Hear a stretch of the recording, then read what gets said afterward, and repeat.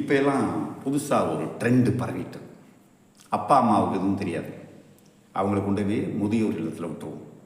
அப்பா அம்மாவெல்லாம் வேஸ்ட்டு, அவங்களுக்கு ஒன்றும் தெரியாது. யார் இதெல்லாம் கிளப்பி விடுறது?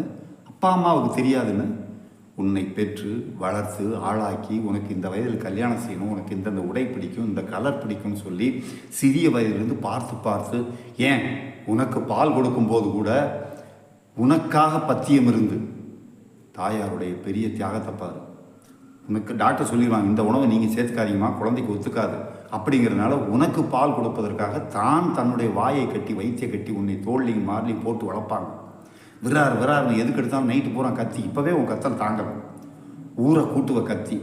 அந்த நைட்டு பூரா உன்னுடைய கத்தலையெல்லாம் பொறுமையாக சமாளித்து அடுத்த நாள் தூங்காமல் எல்லா வேலையும் பார்த்து இப்படி வருஷம் பூரா பார்த்து உன்னை வளர்த்ததுக்கு அந்த தாய் தந்தையருக்கு ஒன்றும் தெரியாது, உனக்கு எல்லாம் தெரியும்.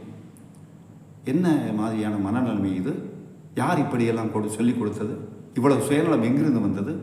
குடும்பம் என்பதே அம்மா அப்பா சுற்றார் உறவினர் சுற்றம் அக்கா தங்கை எல்லாம் சேர்ந்தது தானே.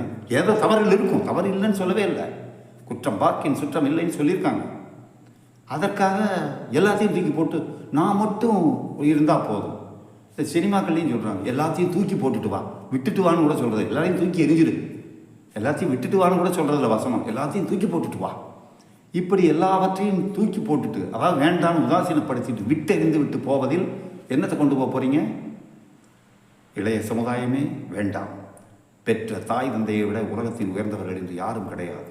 மாதா பிதா குரு தெய்வம், அன்னையும் பிதாவும் முன்னறி தெய்வம், ஆலயம் தொழுவது சாலமும் நன்று. நான் யார் அப்பா அம்மா சொல் பேச்சை கேட்கலையோ அவர்களுக்கு வருங்காலம் சரியாக இருக்காது.